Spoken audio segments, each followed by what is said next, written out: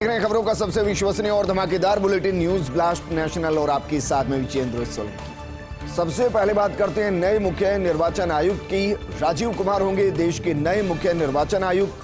15 मई को कार्यभार संभालेंगे राजीव कुमार।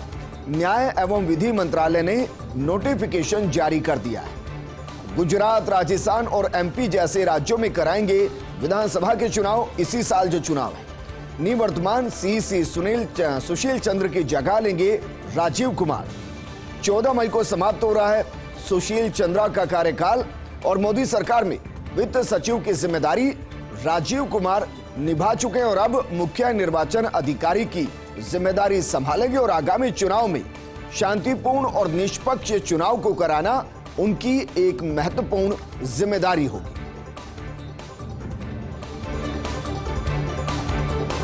लेकिन सवाल यूपी को लेकर है कि यूपी का नया डीजीपी कौन होगा। दरअसल कल ड्यूटी में लापरवाही पर हटाया गया था डीजीपी मुकुल गोयल को। आईपीएस प्रशांत कुमार को सौंपा गया डीजीपी का अतिरिक्त प्रभार। अगले डीजीपी के लिए संभावित नामों पर किया जा सकता है विचार। राजेंद्र पाल सिंह, गोपाल लाल मीणा, राजकुमार विश्वकर्मा,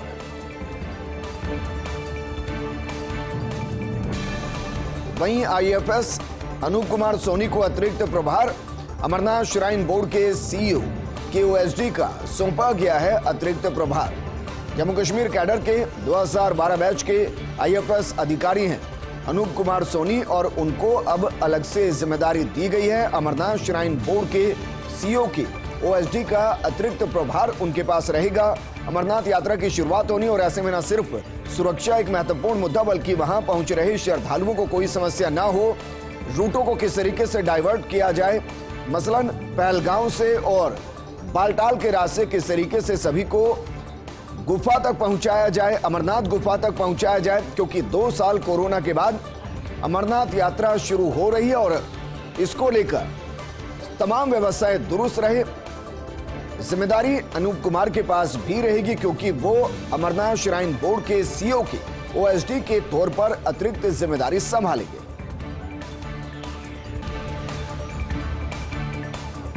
माही को लेकर फिल्म बन चुकी है, लेकिन क्या माही खुद फिल्मों में आएंगे, सवाल यह है। क्रिकेट के बाद अब फिल्मों में हाथ आजमाएंगे माही। साउथ की जानी मानी अभिनेत्री संग मिलाया हाथ। महेंद्र सिंह धोनी के नॉर्थ ही नहीं साउथ में भी बढ़िया फैन फॉलोइंग है। 2008 में सीएसके की बोली जीतने के लिए जीत लिया था साउथ के फैंस का दिल। क्रिकेट से संन्यास ले चुके धोनी की तमिलनाडु में भी अच्छी खासी फैन फॉलोइंग है। महेंद्र सिंह धोनी को थाला कहकर बुलाते हैं फैंस और इसी बीच अब धोनी की तमिल फिल्म इंडस्ट्री में एंट्री लेने की खबर है। धोनी ने अपनी पहली फिल्म के लिए अभिनेत्री नयनतारा से हाथ मिलाया है। फिल्म में लीड रोल निभाएंगी अभिनेत्री नयनतारा। आईपीएल के मौजूदा सत्र के बाद की जाएगी इस प्रोजेक्ट की आधिकारिक घोषणा। इसके बाद जल्द ही शुरू की जाएगी फिल्म की शूटिंग। रेलवे ने एक ही दिन में 19 बड़े अफसरों को रिटायर कर दिया है। इनमें 10 संयुक्त सचिव स्तर के अधिकारी शामिल हैं, जबकि सीसीएस रूल्स की धारा 56J का उपयोग करते हुए आदेश जारी किए गए हैं। कार्यकाल पूरा होने से पहले सेवा मुक्त किए गए हैं 19 अधिकारी। इससे पहले रेलवे ने 2019 में समय से पहले रिटायर किए थे 32 अधिकारी। 50 साल से ज्यादा उम्र के वरिष्ठ अधिकारियों को रिटायर किया गया था। और अब बात करते हैं राजद्रोह मामले में सुप्रीम कोर्ट के आदेश की, जिसकी चौतरफा प्रशंसा हो रही है। एडिटर्स गिल्ड ऑफ इंडिया इस आदेश से सबसे ज्यादा खुश है। सबसे ज्यादा पत्रकारों के खिलाफ लगाया जाता है राजद्रोह का कानून, यानी कि 124 से। पत्रकारों की स्वतंत्रता रोकने के लिए इस कानून का दुरुपयोग किया जाता है। नागपुर के वकील निहाल सिंह राठौड़ को इस आदेश से राहत मिली है। एल्गार परिषद मामले के कई आरोपियों का मुकदमा राठौड़ लड़ रहे हैं। जिग्नेश मेवानी के वकील परेश वाघेला, एक्टिविस्ट वकील प्रशांत भूषण और भी कई लोगों ने सुप्रीम कोर्ट के फैसले का स्वागत किया है। वहीं एनसीआरबी के आंकड़े राजद्रोह कानून में कन्विक्शन रेट सिर्फ 2.5% और इससे भी कम है। 2018 से 2020 के दौरान जेलों में विचाराधीन कैदी 122 लोग हैं। सुप्रीम कोर्ट के आदेश का 109 अंडर ट्रायल मामलों पर सीधा असर पड़ेगा। 2020 में 73 मामले, पिछले साल के 157 मामले, कुल मिलाकर 230 मामले हैं। एनसीआरबी ने 2014 से शुरू की राजद्रोह के मामले की गणना।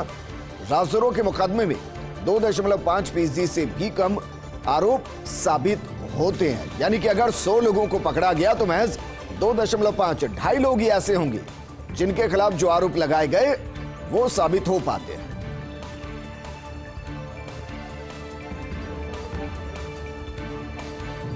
श्रीलंका में भारतीय auto company wait and watch की मुद्रा में आर्थिक संकट के कारण इस समय श्रीलंका में कारोबार लगभग ठप पड़ा है। फिर बात चाहे टाटा मोटर्स की हो, बजाज ऑटो की हो, टीवीएस मोटर्स की हो, महिंद्रा फाइनेंस, श्रीलंका में इन कंपनियों के कारखाने और उत्पादन में कटौती की गई है। आर्थिक स्थिति संभलने में 3 से 4 महीने लगने की संभावना है, लेकिन जिस तरीके से वेट एंड वॉच की पॉलिसी, उसका असर श्रीलंका पर ही नहीं बल्कि शेयर मार्केट पर भी पड़ रहा है। एक तरफ रूस और यूक्रेन की जंग और दूसरी तरफ श्रीलंका, पाकिस्तान, नेपाल, बांग्लादेश और अन्य राज्यों के अंदर अघोषित आर्थिक संकट। इसकी वजह से वैश्विक बाजार पर जमकर असर पड़ रहा है। तुर्की ने भारत को दिया है 50,000 टन गेहूं का ऑर्डर। पहली बार भारत से इतनी बड़ी मात्रा में गेहूं मंगवा रहा है तुर्की। गेहूं का निर्यात होने से घरेलू बाजार में महंगे हो जाएंगे गेहूं। पिछले कुछ हफ्तों में 15% बढ़ चुकी है गेहूं की कीमतें। रूस यूक्रेन युद्ध के कारण विश्व में गेहूं की सप्लाई पर असर पड़ा है। ऐसे में विश्व में बढ़ गई है भारतीय गेहूं की मांग, क्योंकि रूस और यूक्रेन दोनों ही गेहूं के लिए प्रमुख सप्लायर, न सिर्फ गैस और ऑयल के लिए बल्कि गेहूं के लिए भी रूस और यूक्रेन प्रमुख सप्लायर हैं गेहूं के लिए वैश्विक बाजार में, और दोनों के बीच में जंग छिड़ी है। ऐसे में बाकी देशों के अंदर खाद्यान्न की किल्लत और सब भारत की तरफ देख रहे हैं, क्योंकि भारत कृषि प्रधान देश और यहाँ जिस तरीके से फसलों का उत्पादन होता है, भारत के लिए अपॉर्चुनिटी अपने उत्पादन को वैश्विक स्तर पर लेकर जाना और रूस और यूक्रेन की जो जगह जंग की वजह से वैक्यूम हुई है उसे वैश्विक स्तर पर पूरा करना और उस जगह में खुद की भूमिका को निभाना। विमानन कंपनी एयर इंडिया को लेकर बड़ी खबर। कैम्पबेल विल्सन संभालेंगे एयर इंडिया की कमान। नियुक्ति पर टाटा सन्स ने मोहर लगा दी है। विल्सन को नियुक्त किया गया है सीईओ और प्रबंध निदेशक। एयर इंडिया की कमान सौंपने के लिए जोर शोर से सीईओ की तलाश जारी थी और अब ऐसा लगता है कि यह तलाश पूरी हो चुकी है विल्सन पर रुककर, क्योंकि विल्सन को सीईओ नियुक्त किया गया और प्रबंध निदेशक की जिम्मेदारी भी उन्हीं के कंधों पर है। 30 मई से शुरू होगा उत्तर प्रदेश विधानसभा का बजट सत्र। विधानसभा अध्यक्ष सतीश महाना लागू करेंगे ई विधानसभा, यानी कि पेपरलेस विधानसभा। विधानसभा की कार्यवाही को पेपरलेस बनाना चाहते हैं महाना। सदस्यों के लिए उपलब्ध होंगे पेपरलेस या फिर डिजिटल विकल्प। फिर सवाल पूछना हो, बजट को पेश करना हो, जवाब देना हो, ऐसा माना जा सकता है कि ये सब डिजिटली होंगे, पेपरलेस होंगे। बुधवार को इस सिलसिले में सभी पार्टियों के साथ बैठक हुई है। बजट सत्र से पहले विधायकों को प्रशिक्षण दिया जाएगा। इसके लिए सत्र से पहले होगी विधानसभा की मॉक बैठक। अमित शाह को लोकसभा में कांग्रेस नेता अधीर रंजन चौधरी का पत्र और कहा गया कि पिछले साल पाकिस्तान से राजस्थान पहुंचे थे करीब 800 हिंदू। केंद्रीय गृह मंत्री को करना चाहिए इस मामले में हस्तक्षेप। पाकिस्तान में बंद होना चाहिए हिंदुओं की प्रताड़ना का सिलसिला। धार्मिक आधार पर प्रताड़ना के कारण भारत आ रहे हैं लोग और भारतीय नागरिकता हासिल करने में इनके सामने भारी मुश्किलें आ रही हैं। एक अन्य पत्र में नागरिकता संशोधन विधेयक वापस लेने की मांग भी की गई है। ताजमहल या तेजो महल दरअसल याचिका दायर की गई थी, लेकिन इलाहाबाद हाईकोर्ट की लखनऊ बेंच ने खारिज कर दी है याचिका। जस्टिस डीके उपाध्याय और सुभाष विद्यार्थी की बेंच ने याचिका को खारिज कर दिया है। ताजमहल विवाद को लेकर हाईकोर्ट ने अपनाया सख्त रुख। सुनवाई के दौरान कोर्ट ने याचिकाकर्ता को जमकर फटकार लगाई। याचिकाकर्ता से कहा पीआईएल का दुरुपयोग न करें, पहले यूनिवर्सिटी जाएं, पीएचडी करें, तब कोर्ट आए। अगर कोई रिसर्च करने से रोके तब हमारे पास आना। कल को आप आएंगे और कहेंगे कि आपको जजों के चैम्बर में जाना है, तो क्या हम आपको चैम्बर दिखाएंगे? इतिहास आपके मुताबिक नहीं पढ़ाया जाएगा। आप एक समिति के माध्यम से तथ्यों की खोज की मांग कर रहे हैं। आप कौन होते हैं, यह आपका अधिकार नहीं और ना ही ये आरटीआई अधिनियम के दायरे में है। हम आपकी दलील से सहमत नहीं हैं। याचिका में नियम 226 के तहत ताजमहल के इतिहास के संबंध में अध्ययन की मांग की गई थी। इसके अलावा ताजमहल के अंदर बंद दरवाजों को खोलने की मांग की गई है। हमारी राय है कि याचिकाकर्ता ने पूरी तरह से गैर न्याय संगत मुद्दे पर फैसला देने की मांग की। इस अदालत द्वारा इन याचिकाओं पर फैसला नहीं किया जा सकता। बीजेपी के अयोध्या मीडिया प्रभारी डॉक्टर रजनीश सिंह ने याचिका दायर की थी। 7 मई को दायर याचिका में ताजमहल के 22 कमरों में से 20 कमरों को खोलने की मांग की गई थी। ताजमहल के इन मंदिरों में, इन कमरों में हिंदू देवी देवताओं की मूर्तियां होने की आशंका जताई गई। बुलेटिन में खबरों का सिलसिला लगातार जारी है, लेकिन यहां रुकेंगे एक छोटे से ब्रेक के लिए।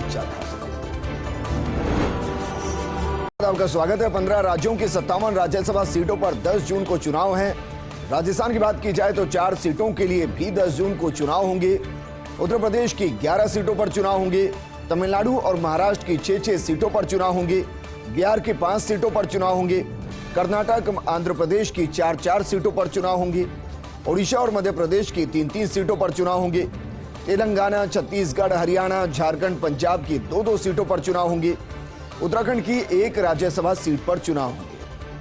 केंद्रीय चुनाव आयोग ने चुनाव की तारीखों की घोषणा कर दी है। राजस्थान की 4 सीटों पर ओम प्रकाश माथुर, केजे अल्फोंस, रामकुमार वर्मा और हर्षवर्धन सिंह का कार्यकाल पूरा हो रहा है। और अब बात करते हैं हिंदुस्तान टाइम्स में सतीश महाना के इंटरव्यू की। सतीश महाना ने 1991 में जीता था पहला विधानसभा चुनाव।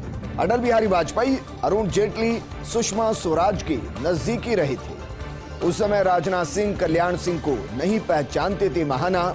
कानपुर से 8 बार विधायक रह चुके उत्तर प्रदेश के विधानसभा अध्यक्ष महाना। राष्ट्रीय स्वयंसेवक संघ से बीजेपी में आए सतीश महाना और विधानसभा की कार्यप्रणाली में सुधार करना चाहते हैं सतीश महाना। भारतीय प्रतिभूति एवं विनिमय बोर्ड यानी कि सेबी की मांग। सेबी को मिलनी चाहिए फोन टेप करने की अनुमति। सेबी के साथ ही वित्त मंत्रालय की संसद की स्थायी समिति की बैठक। मुंबई में स्टडी टूर के दौरान सेबी के साथ संसदीय समिति की बैठक हुई। जयंत सिन्हा की अध्यक्षता में हुई बैठक में सेबी ने मांग उठाई। सेबी प्रमुख माधवीपुरी और अन्य सदस्य बैठक के अंदर मौजूद थे। सभी सेबी को सिर्फ कॉल डिटेल रिकॉर्ड हासिल करने की अनुमति मांगी गई, यानी कि जो फोन वो टेप करना चाहे, जिन कॉल को वो रिकॉर्ड करना चाहे, उसकी अनुमति उन्होंने मांगी।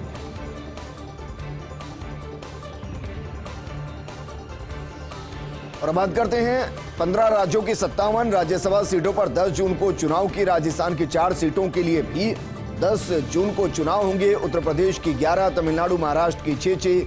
जैसे कि हमने आपको पहले बताया कि बिहार की 5 सीटें ऐसी हैं जहां राज्यसभा के लिए चुनाव होंगे।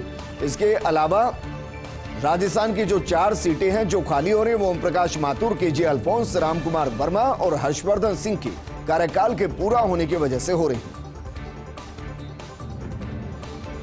वहीं चिंतन शिविर से पहले उदयपुर को 48 करोड़ की सौगातें मिल रही हैं। मुख्यमंत्री गहलोत ने प्रदेश की पहले बर्ड पार्क का उद्घाटन किया है। उदयपुर के गुलाब बाग में बने नए बर्ड पार्क का लोकार्पण मुख्यमंत्री अशोक गहलोत ने किया। मुख्यमंत्री गहलोत ने एमबी अस्पताल में शिलान्यास किए, लोकार्पण किए। आधुनिक स्वास्थ्य सुविधाओं के शिलान्यास और लोकार्पण किए गए। RNT medical college and hospital में 34 करोड़ के कामों की भी सौगात दी गई।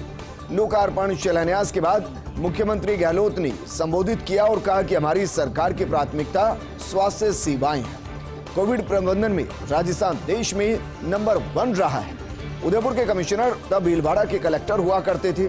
आईएएस राजेंद्र भट्ट को याद किया गया मुख्यमंत्री अशोक गहलोत की तरफ से और कहा गया कि देश में सामाजिक सुरक्षा होनी चाहिए। बिल्डिंग भी सिर्फ मशीनों से नहीं बनती, इंसान का योगदान होता है। बालिका कॉलेज खूब खोली है राजस्थान में। जब मैं पहली बार मुख्यमंत्री बना था तब लड़कियां स्कूल कम जाती थी। आज लड़कियां लड़कों से ज्यादा पढ़ रही हैं। नर्सिंग स्टाफ की मुस्कुराहट से बीमार व्यक्ति भी ठीक हो जाता है। आपकी मांगों पर एग्जामिन करके फैसला किया जाएगा। नर्सिंग को प्रोत्साहन राशि नहीं मिलने का मामला उठा था। मुख्यमंत्री गहलोत ने मंच से ही अखिल अरोड़ा को फोन लगाया। प्रोत्साहन राशि आज से ही दिलाने की बात कही गई। वहीं उदयपुर में ओल्ड पेंशन स्कीम को लेकर मुख्यमंत्री अशोक गहलोत बोले और कहा कि हम जनता के ट्रस्टी हैं। पूरी स्टडी के बाद हमने ओपीएस लागू किया है। एनपीएस में पैसा शेयर मार्केट में लगाया जा रहा है। मैं मोदी जी से कहना चाहता हूं कि उनको भी ओपीएस लागू करनी चाहिए, यानी कि ओल्ड पेंशन स्कीम।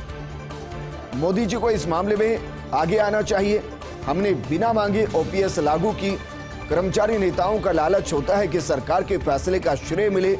कर्मचारी नेताओं को भी कानो कान खबर नहीं लगी। सरकार की स्कीम का फायदा अंतिम छोर पर बैठे व्यक्ति तक पहुंचना चाहिए था। कोई कमी होगी तो दूर की जाएगी। नर्सिंग कर्मचारी अब नर्सिंग ऑफिसर बन गए हैं। सरकार ने आपकी इच्छा पूरी की। चिकित्सा क्षेत्र में नर्सिंग का अहम योगदान होता है। आपकी सेवाओं का कोई जवाब नहीं। आपकी सेवाएं अद्भुत हैं। स्कीम लागू करने में कुछ समस्याएं होती हैं, लेकिन हम उनको यकीनन दूर कर रहे हैं। राज्यपाल कलराज मिश्र से मिला आईएफएस अधिकारियों का दल। राजभवन में भारतीय विदेश सेवा के प्रशिक्षु अधिकारियों के दल ने मुलाकात की। एससीपी जेपा के महानिदेशक आर वेंकटेश्वरन के नेतृत्व के अंदर मुलाकात की गई। राज्यपाल कलराज मिश्र ने प्रशिक्षु अधिकारियों से आह्वान किया है, देश और समाज का भला सोचते हुए सेवा में सदैव उत्कृष्ट कार्य करने का आह्वान किया गया है। उन्होंने कहा कि विदेश सेवा के अधिकारी के रूप में वो भविष्य में जहां भी कार्य करें, भारतीय संस्कृति और उसके गौरव को बढ़ाते हुए समर्पित अपनी सेवाएं दें। दल में प्रशिक्षु अधिकारी प्रकाश कुमार चौधरी, संजीव मांडिया, ऋषभ कुमार रेवार, वैभव रावत और संस्थान के अतिरिक्त निदेशक रितु नंदा शामिल रहे। राज्यपाल के प्रमुख सचिव सुबीर कुमार और प्रमुख विशेषाधिकारी गोविंद राम जायसवाल भी इस दौरान मौजूद रहे।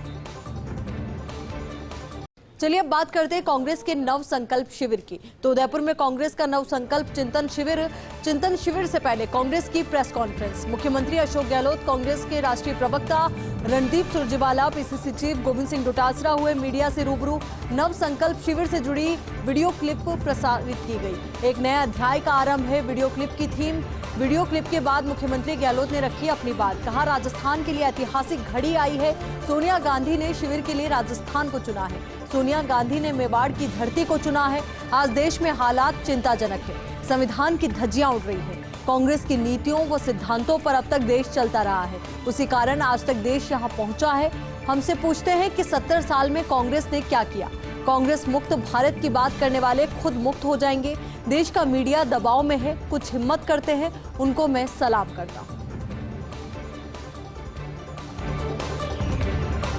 भाजपा की 3 दिवसीय पदाधिकारियों की बैठक 19, 20 और 21 मई को जयपुर के होटल लीला पैलेस में होगी ये बैठक। 19 मई की दोपहर 2 बजे भाजपा अध्यक्ष जेपी नड्डा पहुंचेंगे जयपुर। शाम 6 बजे जेपी नड्डा पार्टी के राष्ट्रीय महासचिवों के साथ करेंगे बैठक। 20 मई को नड्डा राज्यों के संगठन मंत्रियों के साथ बैठक करेंगे। 21 मई को राज्यों के प्रदेश अध्यक्ष, पार्टी के राष्ट्रीय पदाधिकारियों और राज्यों के संगठन मंत्रियों के संयुक्त सत्र का होगा आयोजन। संयुक्त सम्मेलन के समापन सत्र को प्रधानमंत्री नरेंद्र मोदी करेंगे वर्चुअली संबोधित। अंतिम दिन भाजपा के तीनों पूर्व अध्यक्ष राजनाथ सिंह, नितिन गडकरी, केंद्रीय गृह मंत्री अमित शाह भी होंगे बैठक में शामिल। सम्मेलन में आगामी 3 राज्यों के विधानसभा, राज्यसभा चुनाव, लोकसभा चुनाव की तैयारियों का तय होगा रोड मैप। तो अपने आप में इन तमाम मुद्दों को ध्यान में रखते हुए बैठक बहुत ज्यादा महत्वपूर्ण हो जाती है, क्योंकि जो रोड मैप यहाँ से तैयार होगा उसी के मुताबिक आगे की रणनीति तैयार की जाएगी कि आगे जो जो टारगेट बीजेपी के हैं उनको किस तरीके से हासिल करना है। क्योंकि कई राज्यों में विधानसभा चुनाव है तो वहीं लोकसभा चुनाव भी अब ज्यादा दूर नहीं है। बुलेटिन में फिलहाल